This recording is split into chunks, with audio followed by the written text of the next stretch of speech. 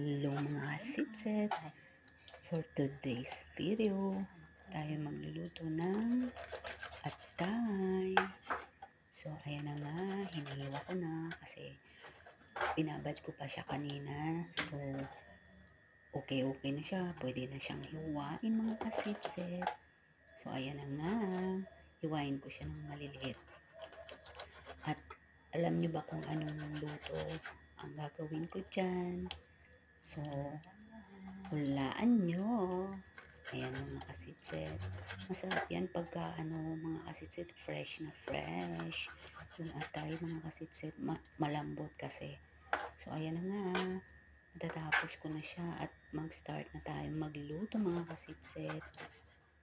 Thank you for watching and God bless palagi sa atin. Huwag kayong magsasawa sa aking video. Babush and happy watching.